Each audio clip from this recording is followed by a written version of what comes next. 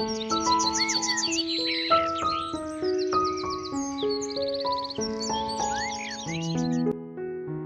Friend, good morning. আমি অনুভা, আমার এডি ফ্যামিলিতে তোমাদের সবাইকে স্বাগত। আজ রবিবার আর এখন সময় কিন্তু সকাল 9টা। আর এখন থেকে আমি তোমাদেরকে সাথে নিয়ে আমার আরও একটা নতুন ব্লগ শুরু করলাম। আই হোপ আজ ব্লগটা তোমাদের একটু হলেও ভালো লাগবে। আজ যেহেতু রবিবার সেহেতু কিন্তু অনেকটাই দেরি করে ঘুম থেকে উঠেছিলাম। আর ঘুম থেকে দেরি করে ওঠার ফলে কাজকর্মগুলোও কিন্তু অনেকটা দেরি করেই হচ্ছে। আর কি বলতো, হাউসওয়াইফদের তো রবিবার সোমবার বলে কিছু হয় না, ওদের কিন্তু রোজ দিনই ছুটির দিন, তাই না? তো আমি ইচ্ছে করেই আজকে শুয়েছিলাম, ভোরের দিকে ঘুম ভেঙে গেছিলো, কিন্তু ইচ্ছা করে শুয়ে থাকতে থাকতে ইচ্ছা করেই দেরি করে উঠেছি। আর দেরি করে ওঠা মানেই সব কাজকর্মগুলোও দেরি হয়ে যাওয়া। তো সেরকম মতো কিন্তু 9টা থেকেই আমি ভিডিওটা শুরু করলাম।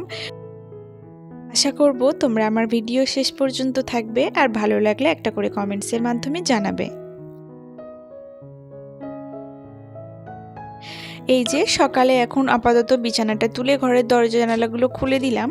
দেওয়ার পর মাথাটা ভাবলাম একটু আঁচড়ে নিই, কালকে সারাদিনই মাথা আঁচড়ানো হয়নি সেইভাবে। তো আজকে একটু মাথাটা আঁচড়ে চুলটা একটু ক্লিপ দিয়ে আটকে নিই। আর আমি তো সেইভাবে চুলের কোনো কিছুই হেয়ার স্টাইল জানি না, জাস্ট এমনি মাথা আঁচড়ে ওই ক্লিপ একটা করে আটকে নিই। আর বাইরে কোথাও গেলে হয়তো হস্টেল দিই, কিংবা হয়তো একটা করে ক্লিপ আটকে নিই, এইরকমই হয়ে যায়। কোনো চুলের যত্ন জানি না, কোনো হেয়ার স্টাইলও জানি না। তো যাই হোক, দেখো মাথাটা আঁচড়ে একটা ক্লিপ আটকে নিলাম, নিয়ে কিন্তু কাজকর্মগুলো শুরু করব। আর এই তো আমি কিন্তু ঘরের দরজাগুলো সামনে জল ছড়া দিয়ে মুছে নিচ্ছি।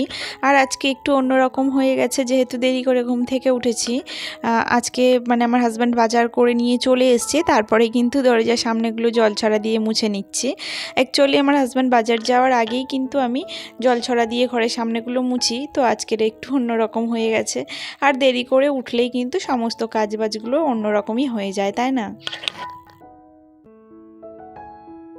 কালকে শরীরটা ভীষণ অসুস্থ ছিল, আর আজকে সকালে ওই জন্য উঠতে একটু দেরি হয়েছে বলতে পারি। কেননা কালকে ওই যে বুকের যন্ত্রণা নিয়ে ওষুধ খাওয়ার পর শরীরটা ওই জন্যই একটু দুর্বল। আর দেরি করে উঠে কিন্তু কাজকর্মগুলো অনেক দেরি হচ্ছে। আর আমার না দেরি হলে কাজকর্ম বেশ অস্বস্তি লাগে শরীরের মধ্যে, বিশেষ করে রান্নাবান্নাটা যদি আরও দেরি করে হয় তাহলে তো বেশ অস্বস্তি হয়। আর শরীরটা কালকে যেহেতু খারাপ হয়েছে, আজকে কিন্তু বেশ দুর্বলই আছে। তো যাই হোক, দুর্বল হলেও তো কিন্তু একার সংসারে সমস্ত সব কাজবাজ তো করে নিতে হবে, তাই না? তো আমার সংসারে তো আর কোনো হেল্পিং হ্যান্ড নেই, বা সেকেন্ড কোনো মানুষ নেই যে আমাকে সাহায্য করতে পারে। আমার মেয়েও তো ছোট, আর আমার হাজব্যান্ড কিন্তু যতটুকু যা পারে ততটুকুই আমাকে সাহায্য করে। আর ও তো ছেলে মানুষ, ওকে আমি কি দিয়ে বা কি করে বা সাহায্য করতে পারে?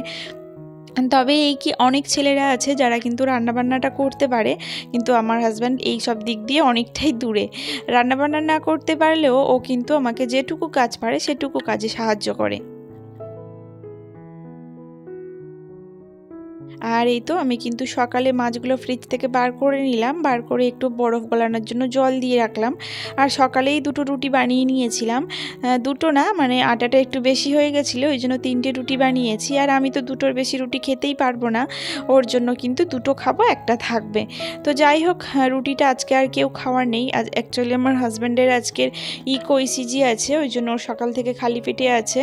তো ও রুটিটা খেতে পারবে না। আর আমার মেয়ে কিন্তু খুব একটা আটা রুটিটা ভক্ত করে না, মানে ও খেতে খুব একটা পছন্দ করে না। ও পাউরুটি খেয়ে নেবে, তাও আবার নিচে আমার শাশুড়ি মায়ের কাছে পাউরুটি আর দুধ চা খায়। আর আমি এদিকে নিজের জন্যই এই 2-3টে রুটি বানিয়ে নিই মাঝে মধ্যে। তো সেই দুটো রুটি আর একটু কলা দিয়ে কিন্তু ব্রেকফাস্টটা সেরে নিলাম। আর যেহেতু দেরি করে উঠেছি, একটু ব্রেকফাস্ট সেরে নিয়েই তারপরে দিকে রান্নার জোগাড়ে এসেছি। আর এই যে আজকে রান্না করব কাঁচা কলা আলু দিয়ে মাছের ঝোল, আর একটু কলমি শাক ভাজা। আর সবজির মধ্যে কালকে তো অনেকটা পরিমাণ সবজি করেছিলাম। আর কালকের ভিডিওতে কিন্তু বলেছি যে আমার সবজি এতটা করছি, আর আমাকে একা যেহেতু খেতে হবে সেহেতু কিন্তু আমাকে মানে সবজিটা রয়ে যাবে অনেকটা। তো আর পুঁই মিটুলির মানে চচ্চড়ি, তো ওই জন্য কেউ তেমন খেতে চায় না, আর আমার মেয়ে তো খায় না সবজি। আর আমার হাজব্যান্ড কি বলো তো, ও পুঁই মিটুলিটা পছন্দ করে না, তাও কিন্তু কালকে ওকে একটু জোর করে খাইয়েছিলাম। আর আজকে তো আর কেউ খাবে না, ওটা কিন্তু পুরোটাই আমাকে খেতে হবে। তো ওই জন্য আজকে আর সবজির ঝামেলা কিছু করিনি। আজকে শুধুই কাঁচা কলা আলু মাছের ঝোল করে নেব, আর মেয়ের আবদারে একটু কলমি শাক ভাজা করে নেব।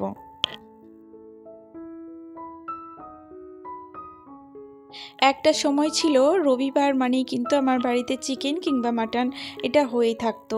আর রবিবার না, যে কোনো ছুটির দিন কিংবা কোনো উইকডেজতে কিন্তু আমার বাড়িতে চিকেন মাটন হয়েই থাকতো। আমাদের প্রায় সময় লেগে থাকতো চিকেন মাটন, কিন্তু এখন আর সেইভাবে কিন্তু সেই চিকেন বা মাটন এগুলো কোনো কিছুই হয় না বাড়িতে।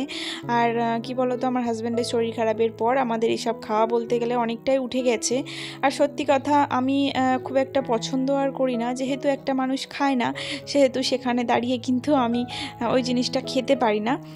আমার নিজেরই খারাপ লাগে। আর আমার মেয়ে তো অবুঝ ছোট মানুষ, ওই জন্য মাঝে মধ্যে হয়তো ওকে করে দিতে হয়, কিন্তু মানে আমার খাওয়ার ভক্তিটাই উঠে গেছে, আমি কিন্তু সেইভাবে খাইও না।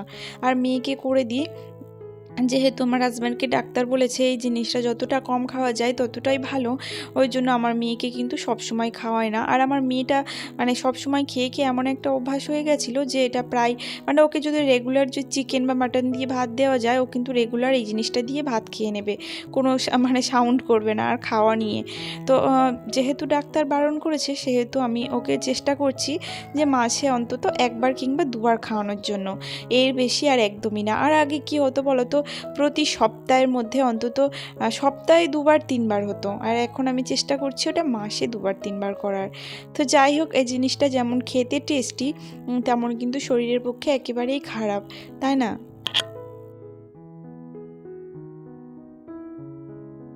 জিভের স্বাদ মেটাতে গেলে কিন্তু শরীরের অনেক বড় ক্ষতি হয়ে যায়। আর জিভের স্বাদ কতক্ষণ, যতক্ষণ তুমি খাবে ততক্ষণ তোমার জিভের স্বাদটা থাকবে। শরীরের ভিতর গিয়ে জিনিসটা কি হচ্ছে সে জিনিসটা কিন্তু আমরা কেউই দেখি না। আর শরীরের কথা তখন চিন্তাও করি না, জিভের স্বাদটা মিটলো মানে মনের স্বাদটাও মিটে গেল, এরকম মনে হয়, তাই না? তখন প্রায় বলতে পারি যে অজান্তেই অনেক ভুল করেছি, জিভের স্বাদ মেটানোর জন্য অনেক ফাস্ট ফুড, অনেক মানে আনহেলদি ফুডগুলো খেয়ে ফেলেছি। তো সেগুলো মেয়েকেও খাইয়েছি আর সবাই খেয়েছি। তো এখন যখন ডাক্তারের পরামর্শ অনুযায়ী সব কিছু চলছি, সেহেতু সেইভাবেই কিন্তু চলার চেষ্টা করছি আর সেইভাবেই চলবো। এখন আর একেবারে কোনো আনহেলদি ফুড খাওয়া একদমই উচিত না বলে মনে করছি, কেননা একটা বড় ধাক্কা থেকে উঠেছি সবে। তো এখন চেষ্টা করছি, নিজেদের জিভের স্বাদটা তো বেশিক্ষণের না, তো সেই স্বাদটা যদি আমরা একটু ত্যাগ করতে পারি তাহলে নিজের শরীরটাও বেশ ভালো রাখতে পারবো। আর নিজের সঙ্গে সঙ্গে হাজব্যান্ড বা মেয়ে সবাই শরীরটা ভালো থাকবে, আর সবাই যদি ভালো থাকে তাহলে আর কি চাই বলো, তখন কিন্তু আপনা থেকেই সব কিছু ভালো থাকে, তাই না? তো যাই হোক, কথা বলতে বলতে একেবারে কিন্তু তোমাদের সঙ্গে সন্ধ্যাবেলা দেখা, আর সন্ধ্যাবেলার টিফিনও হয়ে গেছিলো। টিফিন করার পর কিন্তু আমি এদিকে বাসনগুলো মেজে নিচ্ছি, আর দুপুরের বাসনও মাজা হয়নি, রান্নার বাসন রান্নার না, খাওয়ার বাসন। আর সন্ধ্যাবেলা চাটা খাওয়ার যে টিফিনের বাসন সেগুলোও একেবারে সব সন্ধ্যাবেলায় মেজে নিচ্ছি। আর কি বলতো, দুপুরে রান্নাবান্না করার পর শরীরটা আরও বেশ খারাপ লাগছিল, ওই জন্য সেইভাবে আর ভিডিওটা শেয়ার করতে পারিনি। তো ওই জন্য তোমাদের সঙ্গে সন্ধ্যাবেলায় একেবারে দেখা করে নিলাম। আর এই যে জামা কাপড়গুলো ভাঁজ করে নিতে এসেছি, বাসনগুলো মেজে জল ঝরাতে দিলাম। তো তারপর এদিকে জামা কাপড়গুলো প্রচুর পড়েছে, সেইগুলোই ভাঁজ করে নেব। এগুলো আমি ভেবেছিলাম যে আজকে কাচবো না, কিন্তু আমার হাজব্যান্ড দেখি সকালে, যেহেতু বললাম না যে অনেক সকাল সকাল উঠেছে, ও উঠেই দেখি মেশিনের মধ্যে অলরেডি দিয়ে দিয়েছে কাচার জন্য।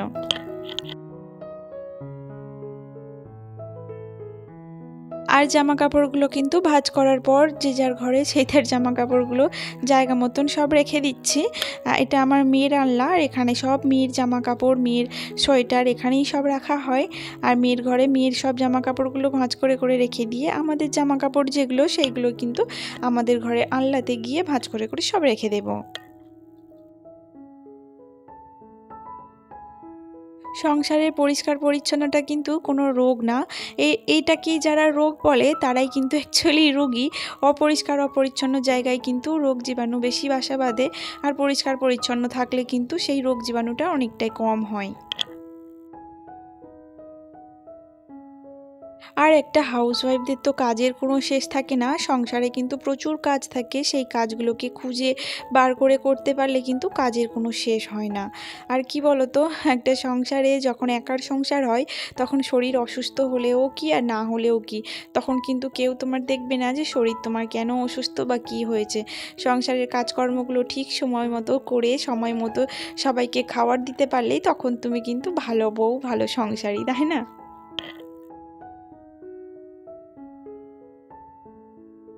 তো যাই হোক, দেখো এদিকে কিন্তু ডিনারের জন্য রুটি বানিয়ে নিচ্ছি, আর আমি একাই রুটিটা খাবো। আমার হাজব্যান্ড আর আমার মেয়ে কিন্তু ভাত খেয়ে নেবে আজকে। এই পর্যন্ত যারা আমার সঙ্গে আছো, যারা আমার ভিডিওটাকে কন্টিনিউ করছো, তারা প্লিজ একটা করে লাইক দিয়ে দিও। তোমাদের এক একটা লাইক কিন্তু আমাকে ভিডিও করার জন্য অনেকটাই মোটিভেট করে। আর যারা আমার চ্যানেলের নতুন বন্ধু হয়ে আছো, তারা প্লিজ চ্যানেলকে সাবস্ক্রাইব করে আমার ছোট্ট পরিবারের সদস্য হয়ে যেও। আর যারা অলরেডি আমার চ্যানেলকে সাবস্ক্রাইব করে আমার পাশে আছো, তাদেরকে অসংখ্য ধন্যবাদ।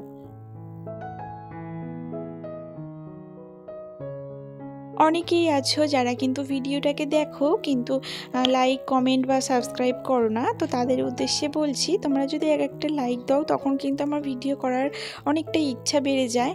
আর সাবস্ক্রাইব করলে তো বুঝতেই পারছো কতটা ভালো লাগা থাকে। আমরা হাউসওয়াইফরা অনেক কষ্ট করে কিন্তু ভিডিওটা বানাই। তো যাই হোক, চলো আজকের কিন্তু এই ডিনারে রুটি বানাতে বানাতে তোমাদের থেকে বিদায় নিয়ে নেব। দেখা হবে পরের ভিডিওতে। সবাইকে বলছি, সবাই খুব ভালো থেকো, সুস্থ থেকো আর সাবধানে থেকো।